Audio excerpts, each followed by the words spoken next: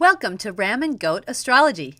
Join Helena and me, Laura Lee, each week as we take you on an explorative journey of astrology and health, reading charts, talking planetary energies, while educating and entertaining you. We help you navigate the mysteries of the stars and how they affect you personally. Here we go. Hello, hello. Welcome to Ram and Goat Astrology. I'm Laura Lee. And I am Helena. Welcome. Welcome, welcome. If this is your first time visiting, or hopefully you've been here before, we welcome you. And this is a show where we chat all things astrology. We incorporate some health into there, and we just talk about how the energy of the planets and the energy of the seasons and the elements affect our lives, and how we can work with that, how we can learn more and play off of that. So what are we talking about today, Helena? Yes, so this episode, we would like to talk about sort of the season we're in, which is Scorpio season. Mm-hmm. It's fall outside, things are dying to be born again in spring. And Halloween is coming soon for you guys. Yep. The All Saints Eve is coming in Sweden, and death is sort of here. I mean, this is a time also in the woohoo world where you say that the veil is very thin. Yes. The veil is at its thinnest around this time, so all the spirits are much closer to us. And I do feel a lot witchier like these last couple of weeks. This season makes you go within. It does. It does. In fact, you had presented the question before we started recording about, do I have any themes or anything we do, any ceremonies or anything we do traditionally with our family or me. And my instinct was to say, well, I just want to go inside. Like, I just want to crawl inside of myself. And I get very creative at this time of year. And my fifth house of creativity actually has a little bit of Scorpio in it before it gets into the sixth house where most of my Scorpio is. And so it makes sense that I want to disappear from kind of society, and I want to just be in my inward creative space with my heater going and put my sweaters on and just kind of disappear into the darkness of Scorpio, into the depths of the murky water to do my transformation thing. This is really a transformation time of year. And I know my husband and I have talked about this a lot. It's been historically a hard time for us just in our marriage. Each time this part of the season comes up, it just seems to get a little bit more challenging with our relationship. The kids get really intense, which is what Scorpio is known for. There seems to be a lot of power struggles that suddenly develop out of nowhere. So it's a lot of kind of going in and transforming the way we were doing things, because you can't do things in Scorpio season the way you were doing them in Libra season. It just doesn't seem to work, right? The energy doesn't carry through the same way. No. Does that make sense? It does. And I think for maybe some people listening are like, well, I don't feel anything different from now and like 2 weeks ago. Right. But I feel like I don't feel every season. And when I say season now, I mean like Libra season, Scorpio season, the astrological seasons. I don't feel all of them. I don't feel them, all of them as much. Hang on, that sentence was weird. I don't feel all of them. Some of them I feel a lot when we go into them. Yeah. But some of them I don't feel. And I think it depends on your chart, whichever one you feel. And I agree. Scorpio season, I feel ridiculously a lot. Yeah. And I think this is where the houses play a huge role. For me, the sixth house is our day-to-day work and routine and how we nurture ourselves and our health. And most of Scorpio, I'd say 3/4 of Scorpio is in my sixth house. So I really feel this profoundly in my day-to-day cycles, in my day-to-day routine, and how I nurture my family and myself. Typically, if we do any kind of nutritional shifts in our home or we try a new program or something, it's usually this time of year. It's interesting. And do you plan that, or never. It just happens? It just happens. It just happens. And 2 weeks ago, my son, who's 13, my oldest, got some information, and he had some testing done, and we found out that he can't have any wheat or corn. It's like basically poison to his system. And so we all have to do some major shifts and basically let go of grains and embrace a new style of eating. And most likely this will benefit all of us because his issues are genetic. So we will probably all feel better by doing this. But as with any true Scorpio season, you have to go deep to deal with the emotional issues that come up, right? Yeah. And for us, it's our attachment to grains, right? That's a big one. People get really attached to that, and the way they eat and the way their family ate and the generational connection and holidays with eating. So we have to go deep and transform with that. We have to get creative to try something new and experiment, but it really requires this deep transformation. And I find it interesting that it's happening during this time frame. And again, we don't plan No. this at all. Yeah. No. And I mean, also, it should be said that today was the solar eclipse Oh yes, you're in right. Scorpio.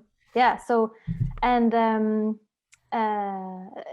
be honest, I don't know that much about these eclipses. All I know is that it brings intense energy, Yeah. and they sort of shift something that will last for the next couple of 6 months. Yeah, I want to say it's 6 months is what I was reading on it.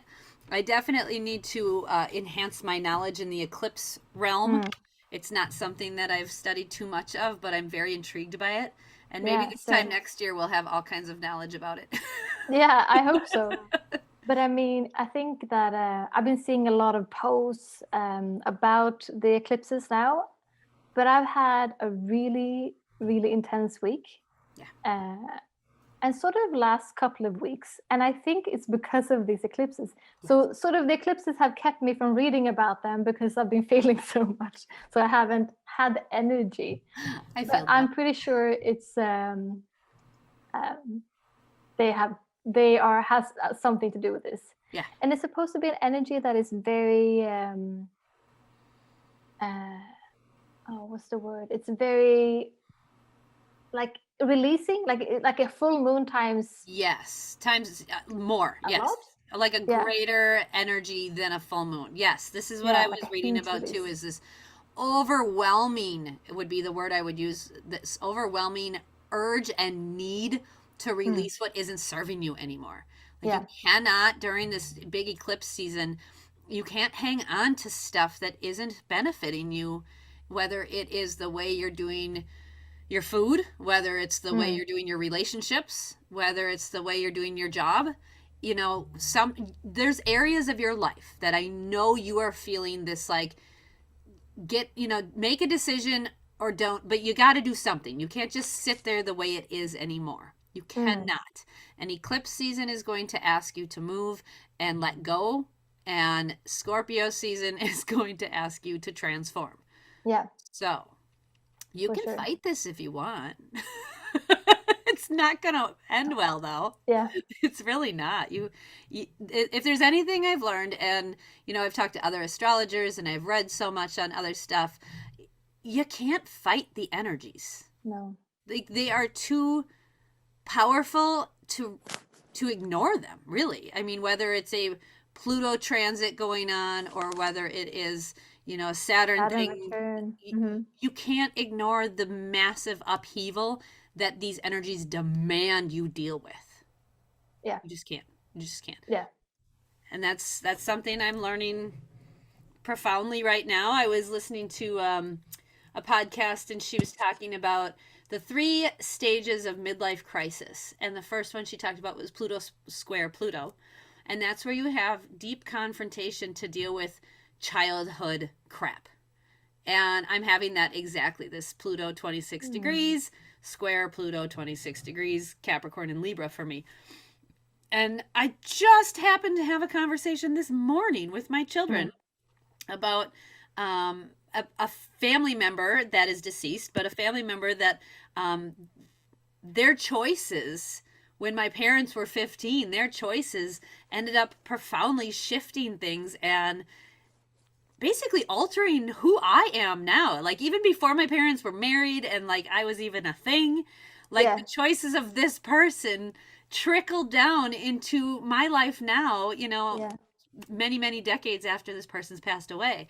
And it's just so interesting to deal with these childhood traumas and these childhood Mm. baggages because as I was talking to the kids, I said, well, that's probably why I do X, Y, and Z and why this drives me nuts. And my daughter, who's 11, goes, yep, probably. That sounds about right. Hey, this is a profound realization I'm recognizing right now, Probably.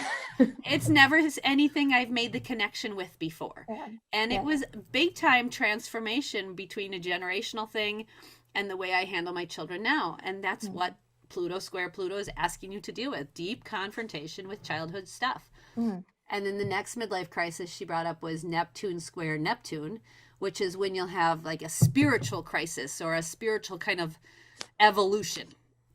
And I actually am having that as well.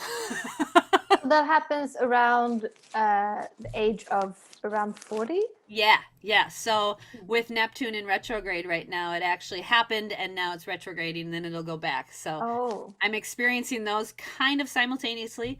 And then the third one she said is Uranus opposite Uranus.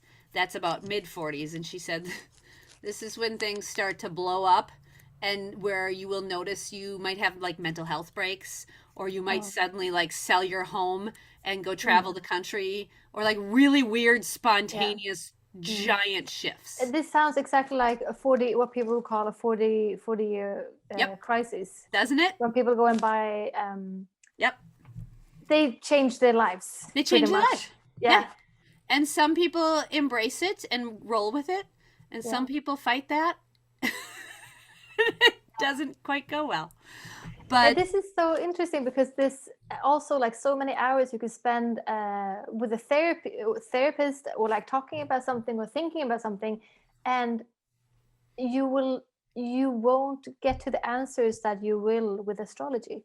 that's why I think astrology Mm. must be incorporated into therapy. I really do. Yeah, I'm a for sure. huge, huge believer. And as a health coach, I incorporate astrology into my healing programs because I've got to know where your shame trauma is and where Mm. you've got to transform, right? I look at people's Scorpio when I'm doing their health coaching because I got to know where your deep, dark shit is. Yeah. And if you've got planets in Scorpio, or if Scorpio's in your sixth house, we're going to be talking about some dark stuff when it comes to your health. Mm. Because it's there. It's there whether you want to deal with it or not. Yeah. But if ignoring it isn't going to help, you know. No, I and think I think astrology that's plays a huge role in any kind of therapy or healing oh yeah. program or protocol for sure. Yeah. And some energies don't, they just lurk under the surface, just sort of like Scorpio energy and the 12th house energy. So I don't think even, I don't know, I'm not so sure, but I don't see many other ways you can find these energies No, except with for astrology. astrology. Yeah. And when you do hear about them or read about them by yourself, you're like, oh my God, I've been feeling that subconsciously my whole life, but I've never realized that I felt it. Well, and I've never had it labeled and explained Yeah. in that way. Mm. And You then you know? see like, oh, this is why I do that. And this leads to that, which makes this, which makes that. Yeah. Oh. Well, let's go back to the initial question. You Mm. asked about this time of year and do we have any rituals or anything that we do? And I wouldn't say in particular, I personally have any type of ritualistic practice or letting go ceremony, but I have always noticed my pattern of wanting to disappear from society and just go Mm. into this internal creative space on a more daily basis. And I don't know if I've ever really looked at my Scorpio partially in the fifth and mostly in the sixth and really honored that Mm. that's exactly what I do. Exactly, Every year. because that is that the permission slips, right? Yes. Yeah, it's that Yeah. observation. Our teacher, Deborah Silverman, says it's Mm. amazing when you study astrology because you can become the observer of your life and you don't have to get sucked into the drama of it all. You can just observe. And she likes to chuckle at a lot of the things in the chart, as do I. Her and I've got the Gemini Aries laughability. We just like, that's really hard and tough. Let's just laugh at it. Yeah. Because what else do you do?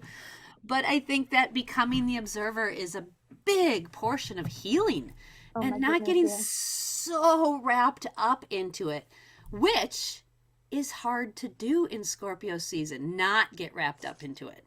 Yeah. Because if you don't understand the energy of Scorpio, you got to think about like being dragged down under the ocean, right? Under the water, pulled down, pulled down, pulled down. And it is kind of a panicky feeling, and it can be a scary situation and a scary time for people. And my mom has always taken note. She said a lot of deaths occur in the fall season and this time of year, and a lot of people choose to remove themselves from the planet around this time of year as well. It's just that death kind of energy. And my mom's very funny. She likes to, I don't want to say likes, but she does. She likes to attend funerals and read obituaries. Okay, so what's her Scorpio placement? Well, she's got Mercury in the 12th house, so I think there's that. She's Okay. very connected with that realm, right? But this is like one of her favorite pastimes to do is to read obituaries. Wow. And she said she likes it because it tells the good things about people's lives, and it showcases the good things that they did, and most people don't sit and complain about the negative in people's obituaries. So, and she just thinks it's fascinating seeing like, oh, well, they grew up here and then they married this person and then they went here, and she loves that part of the looking story. at whole life. Yeah. But I remember my whole life, she commented on how the obituaries start to pick up around this time of year, and there's just more and more and more awareness around the death process. So I thought that was an interesting thing. Yeah, I think I guess it's a pretty natural. It's a natural season to die, I guess, because nature is really going into resting mode. It feels You've like had the summer, and then you just like sort of pulling back from life. Right, and then Libra creates the balance, and then the relationships, and then Scorpio's like, all right, let go. Let's go. Now we go. That's interesting. Yeah. Yeah. So I think for sure that it is something I'd like to do is bring in some kind of ceremony or ritual. What do you do? Do you have anything you do this time of year? I don't have one thing that I have done for years and years, but I think the last couple of years I allowed myself to show to let the inner witch out. But for example, last year I had a few friends over my house, and we had a ceremony. First, we talked about like loved ones that had passed. Okay. And just honor them. Yeah. And then we were writing down. We gave ourselves like a certain amount of time or something to write down things that we wanted to let go of, and we put them in this bowl that I have kept here that I think we need to go and burn. I mean, this was a year ago, so we're gonna meet someday soon to look at what we let go of last year. And I love that. Yeah, and I haven't done many rituals like that, like with other people. Like now we're doing a ritual, but I really feel like that worked, because I remember one thing that I wrote, which was a huge part of my life. It's been affecting me without me knowing it. But I feel like I have really played small in a big part of my life, and it's only like in recent years I've realized that, and only maybe a year ago that I really realized it. And so a year ago I wrote that down on a note, like I let go of making myself feel small. Oh, I love that. Yeah, and I really feel like I let that go. Yeah, and now look at the endeavors that you're taking on. So you did astrology school. Yeah. You and I met, and we started immediately. We're like, let's do something together. Okay. And now we put out shows every week to the masses, right? Yeah. So I remember you asked me, like, we should, because we were talking, me and Laura used to talk every week, these conversations. And then you said, we should record this. We should make a podcast. And I was like, yes. And then I heard my yes. I was like, no, hang on, I'm going to answer that again. Yes, I want to. Let's do it. So interesting, because I didn't know that you had written that down and said, Yeah, I'm going to stop playing small and I'm going to let that go. I had no yeah, idea. And for most people who don't know me, I'm a little person, but I'm got a really big energy. Like you can just feel my energy. Helena has not met it in real life yet, which we will soon, but I just have a big presence. So, I mean, my yeah, family will tell you, like, when I leave the room, it is noticeable when I am not there. Like, yeah, I've got a very big energy. My son is in Aries in the 11th house of humanity and yeah, reaching the masses and putting yeah. myself out there. And I think that's definitely something I have interestingly also struggled with is Hmm. playing small, but I think is because of all the Libra energy that almost like overpowers the Aries, right? Like I function best with a buddy. Hi, buddy. Hmm. Hey, Betty. And I needed someone else who was done playing small too, so we Yeah, could play big together. Yay! Look at us go. that's, oh, I am very moved actually. Aww. That's so sweet. Yeah, no, yeah. So yes, I think that rituals, if you really put your heart into it and you That's let the key. go, Yeah. yeah, then shifts, and maybe it's this part of the season makes it extra potent. I agree. I agree Yeah, for sure because again, you're utilizing the energy of what's going on in the mm, world, right? And yeah, in not only the world, the universe. I mean, we're mm, talking way bigger concept than just our little planet, right? yeah, The energy of the universe is asking us to really, number one, go deep. Scorpio season and fall is all about going deep and mm, recognizing the beauty in the death, right? mm, The leaves turn absolutely amazing colors. My whole family can't get over the colors of the leaves. And look at those bushes, they're turning red, yeah, and those are bright yellow. And holy man, those just turned brown and went yucky, like, right? Like, they just, yeah, it's amazing how nature, like, just shows us this other side of her that it's brief, right? It's mm, brief, but it's hmm, beautiful. It is so just beautiful. beautiful. So I think Yeah, embracing the transition and embracing the dying process is huge. Have yeah. you personally ever been around the dying process with humans? Have you ever participated in that? No, the closest I have been, my granddad sort of died very slowly because he was sick for a long time. He had it's called lung emphysema. Emphysema? Hmm. Yeah, he had that. He used to work in the mines up in the north of Sweden. So Okay. the last years of his life, he had to have a tube in his Yeah. nose to give him Yeah, air, couldn't get and oxygen. Yeah. and he was dying very slowly. And then when he actually died, then we went to see him. We went to see him after he died, and that is the closest I got. I've Okay. never been. I've never been like next to someone taking the last breath. No. It's an interesting process. I was Mm, a nurse's assistant for quite a few years, and I worked in many nursing homes, and I helped probably 7 people. I was going to say six, but I think 7 people transition over.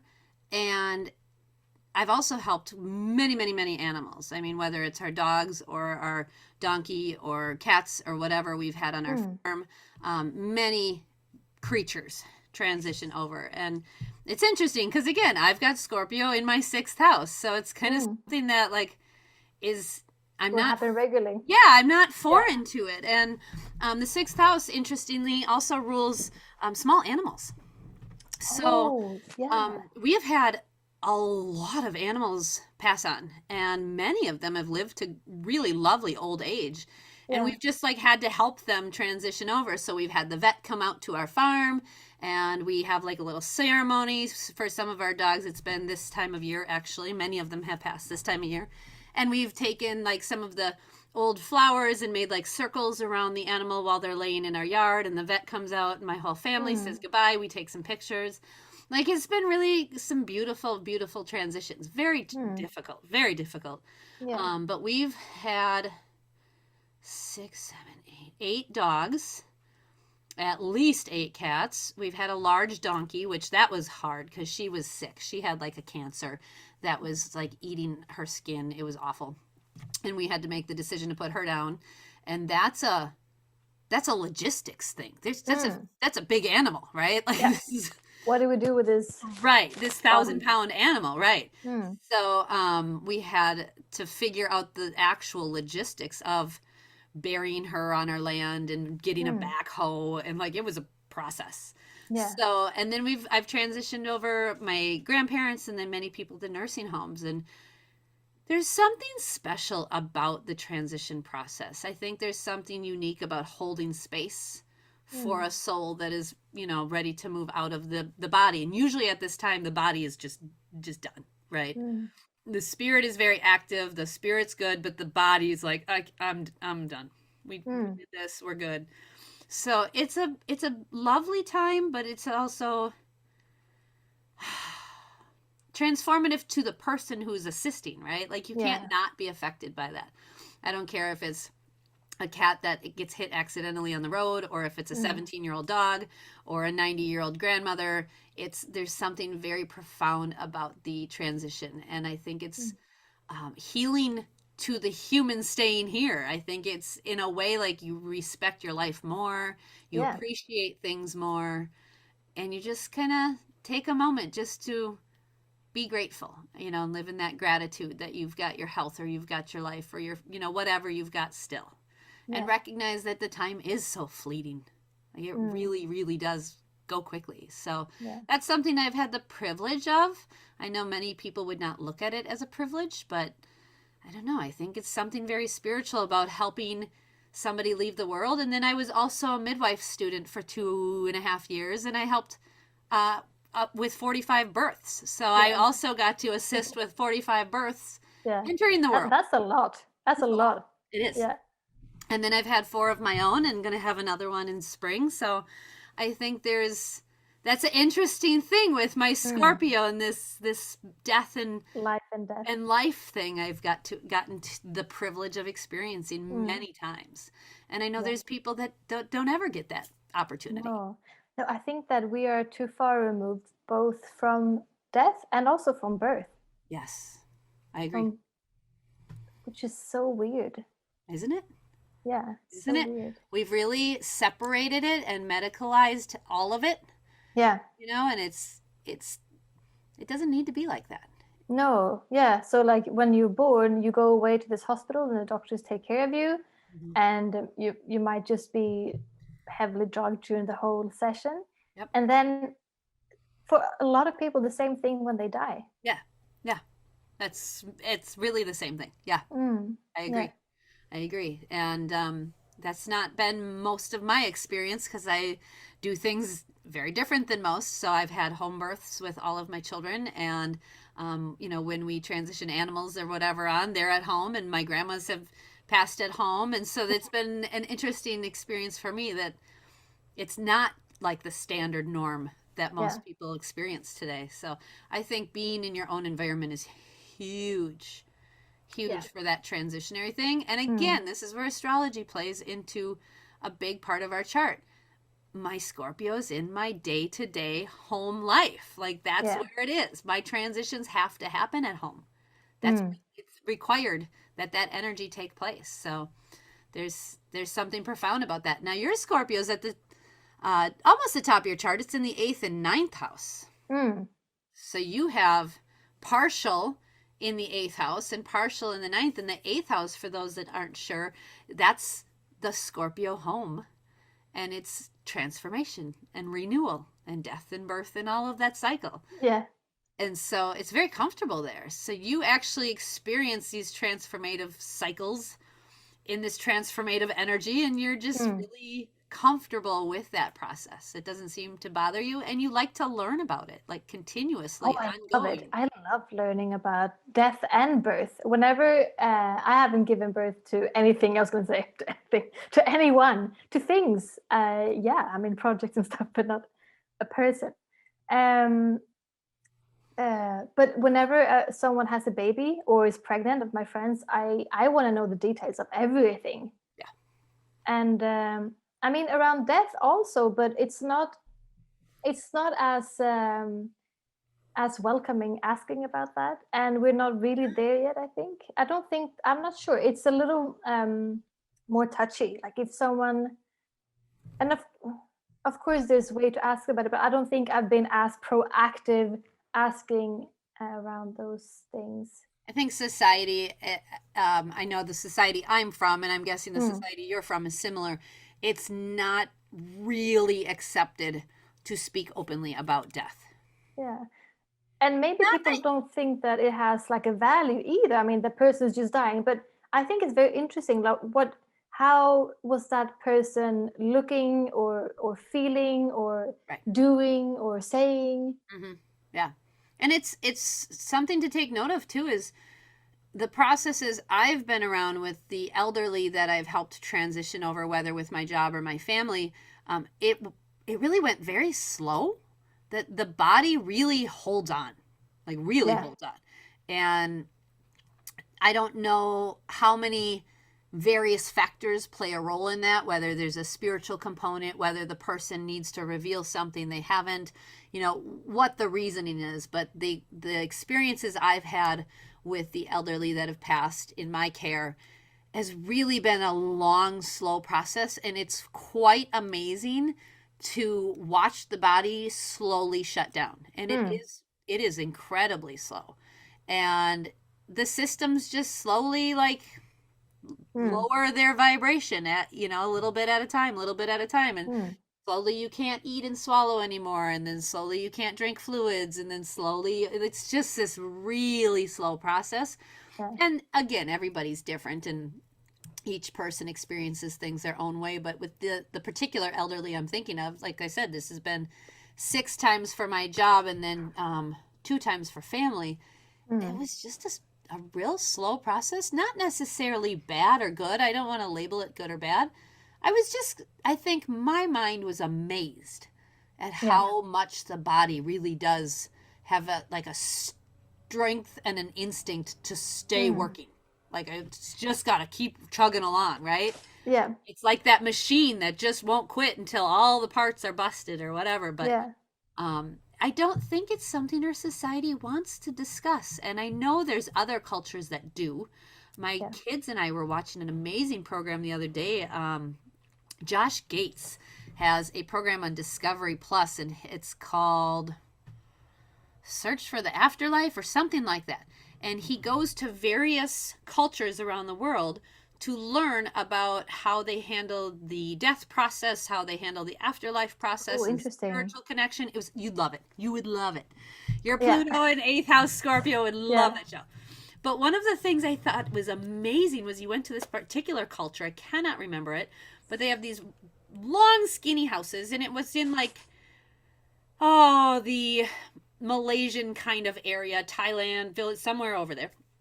And he they had these long, long, skinny houses that were up on stilts because of the high waters and stuff. But in the back of these houses, when their loved ones would die, they would essentially mummify them in some type of way, and then Mm. they would sit in open coffins in like a bedroom for like an extended period of time.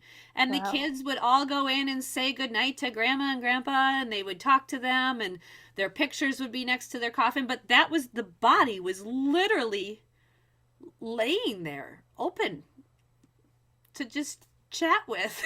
Whoa, even my Pluto 8th house is going like, oh, that's a little creepy. That would, okay, yeah. I It mean, if you're used was to it, of course, but right. I have to get used to that thought. Yeah. Exactly. And it took me aback.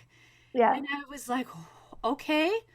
Number one, I asked, why is it Why? bothering me? Like, why am I affected by this? And then another part of me is like, because it's just not something I've experienced, right? Like, Mm. we just do not treat our dead that way. But these little kids, like, they would run and take their little whatever and go show Grammy and Grandpa. And they would, like, Mm. run to the back room and, like, that was their total norm. And Mm. the father, the patriarch of the family, was so proud to introduce Josh Gates to his mother and father. And, like, you like had to honor them. Yeah. And it was really intriguing to Wow. think about. And that was the one that like really threw me off.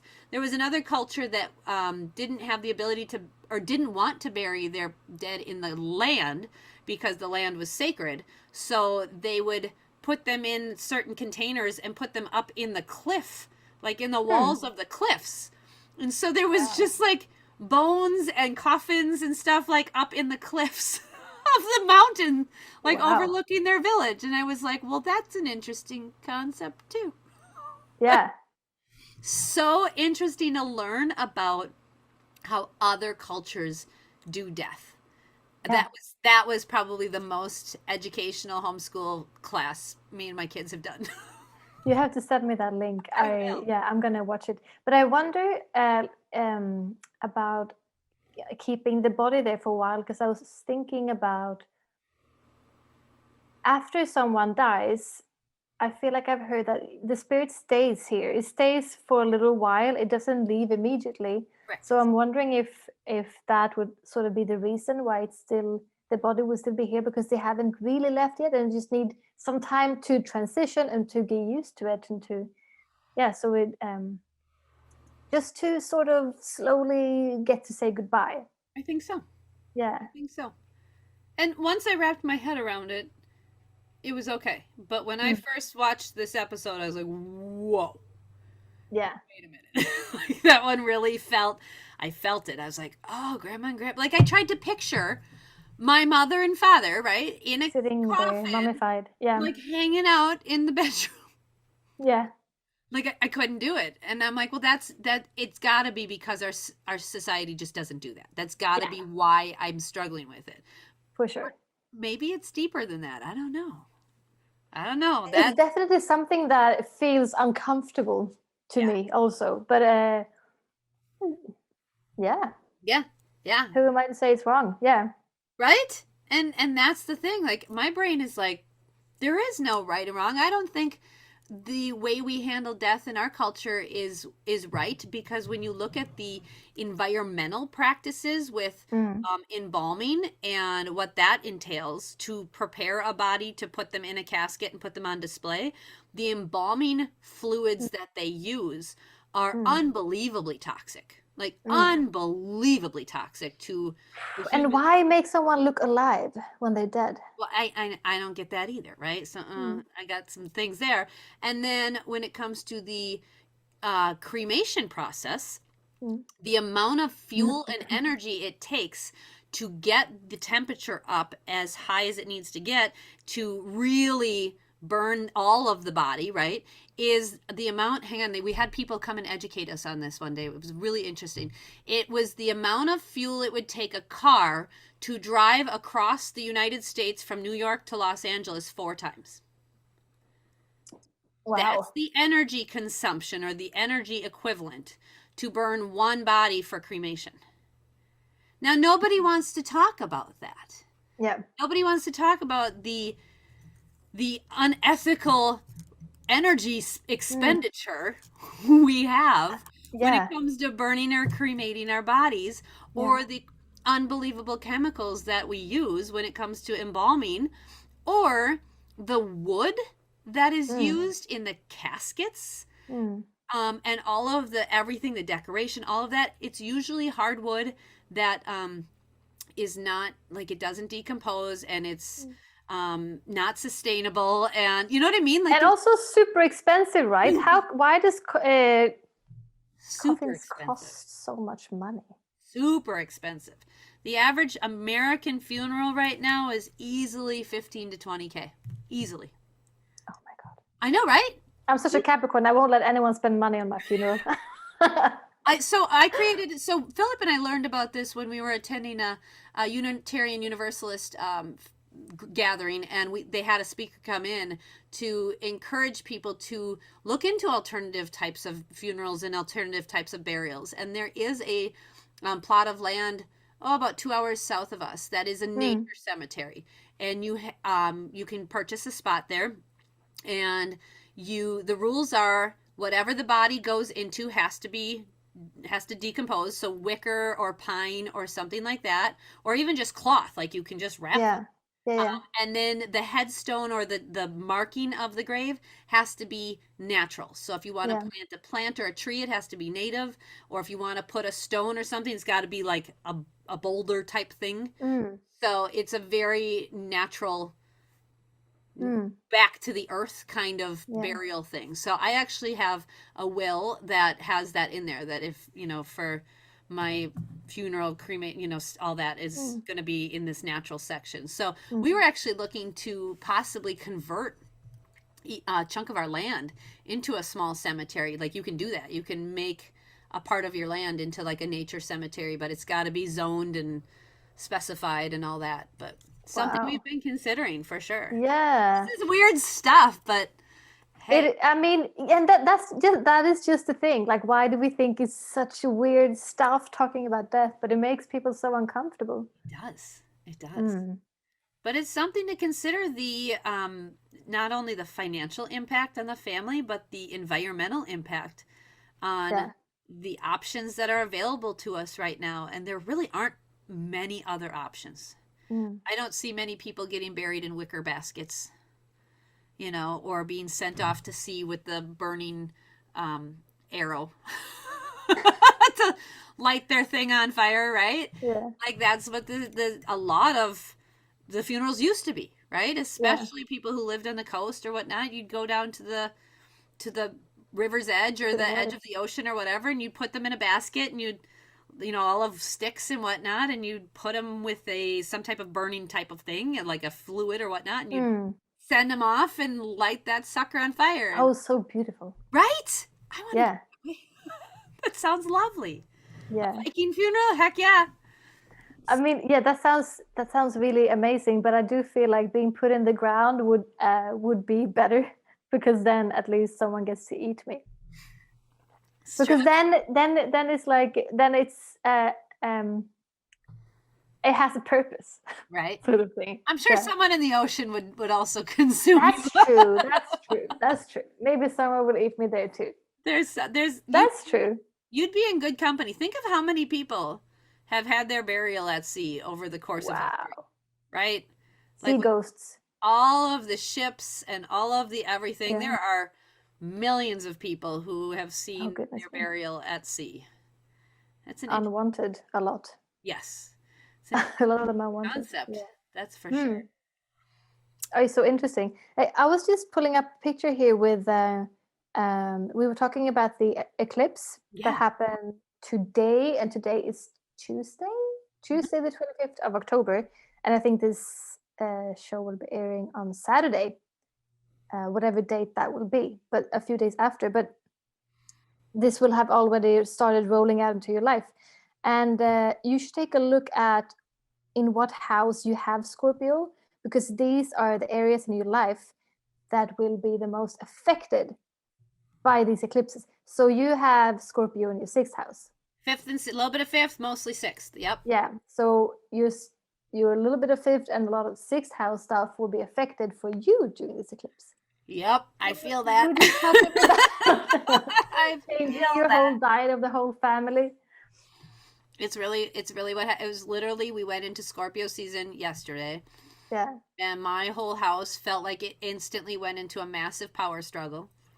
All the kids were just battling for who's in charge, and then my son is in a Scorpio progressed moon right now, Oh. and he has 11 months left of that. So he's been in this for a while, and he's got some time left. And he was really struggling and crying. And yesterday I had him come in my room, and I pulled up his astrology chart. I was like, Mm. let's look and see what's going on. Yeah.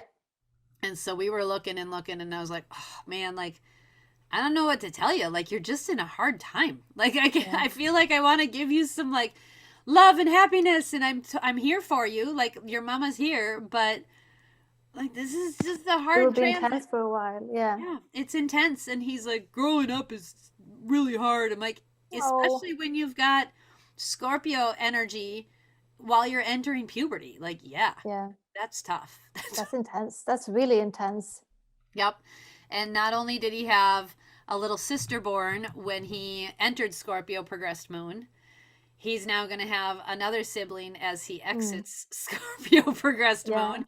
And 2 weeks after we have baby, he's going to turn 14 and he's Yeah. going to have Saturn opposition Saturn. Oh.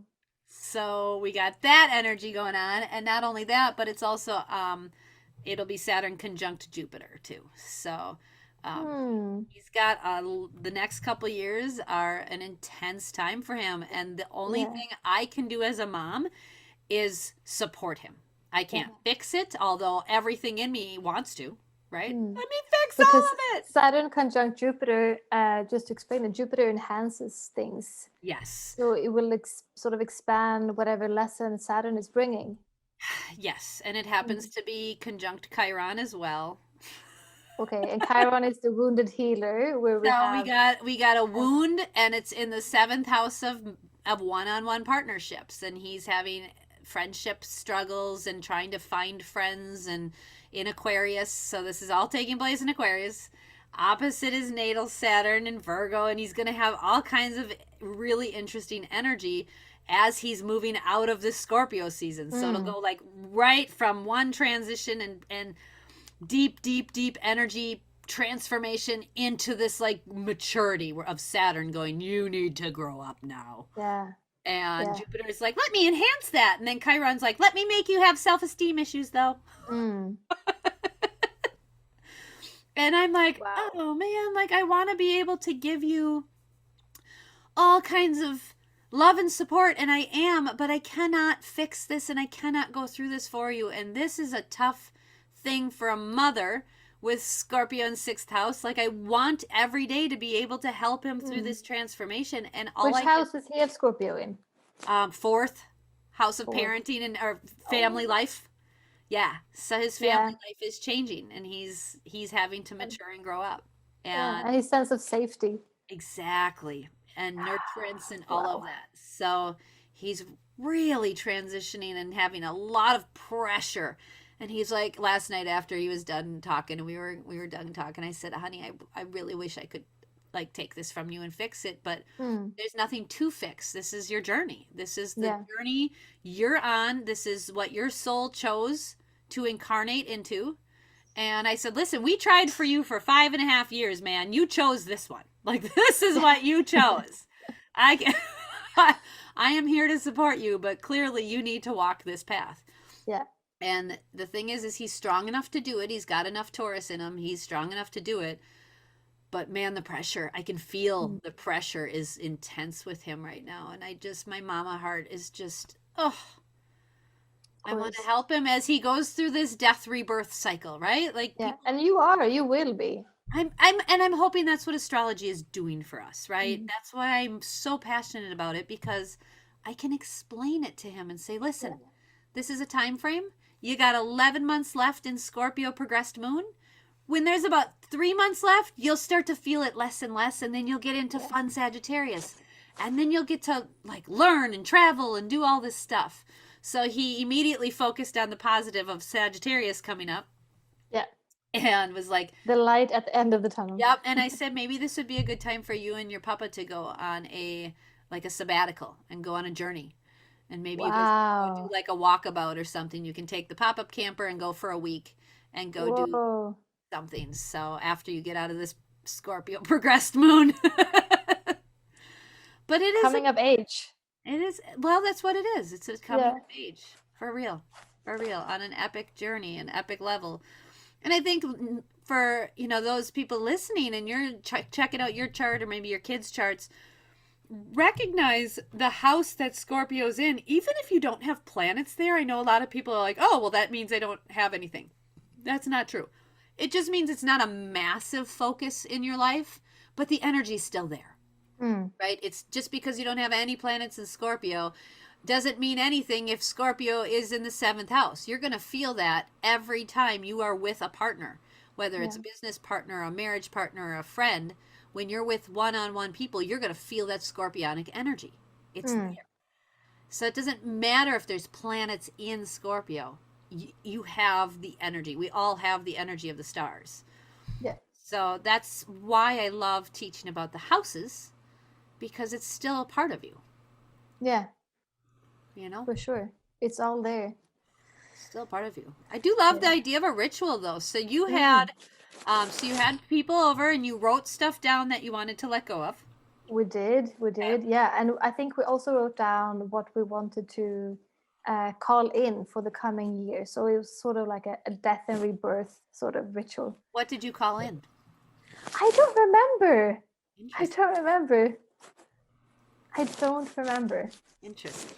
I only remember that one, letting go of playing small. That's the only one I remember. Huh. Well, and you're going to go back and read these? Yeah, Okay. You'll have to but tell I me think when you. yeah, I will. But I think this year I want to do a version of this again, but sort of elaborate a little bit on it. And we have this really nice place in Stockholm called Helena.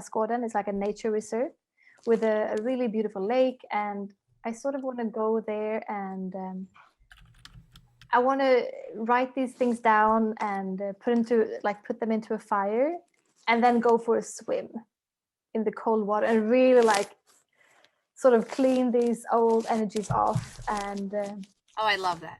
I love that. That sounds really nice. And using the yeah, water of Scorpio, right? The yeah, scorpionic water. yeah, I love that. diving down in the deep. I think maybe we will incorporate something like that into our weekend. On Sunday we're going to be doing a healthy Halloween. My son made me put this together, and man, those Tauruses can be nice and pushy. And he said, I want to participate in something with Halloween, but with my food stuff I can't do regulars, so can we do like an alternative thing? And I said, all right. Yeah. So we put together an alternative thing where I made some specific rules about no, this kind of food or that kind of food or the other kind of Mm. food. And I said, if you make homemade treats, that's fine. Just make sure you label all of the ingredients. And so I think there's like 19 families invited, and we'll see who comes. Wait, that's big. But it is, yeah. It got way bigger than I thought it was going to. I put it out to a local mom group about having alternative options, and apparently people want this. And I was like, imagine that. Not everybody wants to poison their kids with unhealthy stuff. Cool. It's good to know.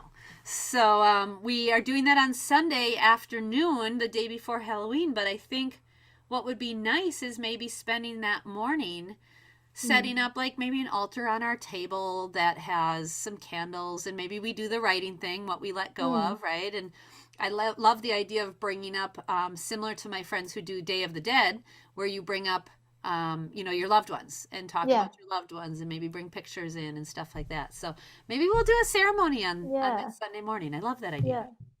yeah, I love that yeah. idea. And if any of our listeners or people watching have ideas or rituals, please share with us what you do. We would Please love to do. know if you're in a part of the world where death is discussed openly. Like, please share it with us. We are Mm. fascinated with learning this. And especially with Helena with her Scorpio ninth house over there. Tell me all the things. And my own things. I want to learn. I want to learn. And it's Yeah. so important for our growth and development to learn Mm. what other people do and how other Yeah. people function. I think that's part of the human condition, is to discover new ways of doing things, really. Yeah. And I just also think that learning more about death and also birth will bring so much more to what's in between. Right. Because if we don't understand death or birth, then how can we understand the in between? For sure. Mm. Absolutely. We should do an episode on the births I've had. I've had 4 births, and then I can show the charts of the children and Yeah. talk about their labors and stuff. Like I said, Yeah. I've had all of mine at home, and they've been very, very transformative. My Pluto, which is Scorpio's ruler, is in the 5th house of children and procreation. So I very much have very, very transformative experiences around pregnancy and birth. And Mm. it's interesting because I do know that when I go through that process, I am dying and another part of me is being born. Like, it is, I cannot Wow. stay the same person. A portion of who I was very much dies. And I become a new being as soon as that little squishy alien comes out of me. Yeah. And my births have been profound, and they've been really, really amazing, and they've really transformed me, and they've been beautiful. I have had 4 very, very beautiful home births that have been very empowering. and I have loved them as much as they suck. I mean, it doesn't feel good, Mm. but they've been very beautiful and very lovely. And as far as births go, they've been, I mean, I couldn't ask for better, really. So Mm. we'll have to do a whole Yeah, birth, we should. birth A bit. show. Yeah. I love it. I love it. All right. Well, is there anything else you want to talk about today, or should we wrap it up with our ritual ideas? And Yeah, I think I'm getting hungry. I'm getting really I'm always hungry. I'm but also I feel like yeah, I'm sort of thinking about my ideas, what to do. I'm sort of excited for this weekend to do some of these things, I am and too. yeah, excited to talk to you about what happened, and I want to hear about your weekend also, how Right? you spent it. It'll be exciting. It'll be Yeah. exciting, that's for sure. Well, thank you for tuning in and listening to us chat about random astrology and life and all the topics we seem to come up with to talk about. Yeah. It's a lot about death lately. It is, and again, that's the season. When we get into Hmm. Aries season, I promise you, we will not be talking about death as much. We will Yeah, be, we will be on the springtime realm and all for the sure. renewal and restarting of everything. So Yeah. right now we're working with the energies, and if you are feeling this Scorpio energy, tell us about it. Feel free Mm. to chime in, and then if you're interested in being on the show and having a reading, maybe learning more about your Scorpio or your Pluto or any of that stuff. Maybe you've had hard experiences with death. I know there's some Mm. people that have really been affected by it pretty profoundly in Yeah. their life, and they maybe need help understanding it a little bit differently. That's Mm. something we can help you with. So if you want a personal reading with us off air, we can do that. Mm. Or if you would like to have one for the show, we would be happy to have you as well. So you can just email us at ramgoatastrology@gmail.com, and we would be thrilled to chat with you. So thank you Yeah. so much for tuning in. Thank you. You guys all See you have a next lovely time. day, and we will talk to you next time. Bye. Bye. Thank you for tuning in. If you would like to be a part of our show or have a personal reading done with us, email us at ramgoatastrology@gmail.com. We can't wait to hear from you. See you next week.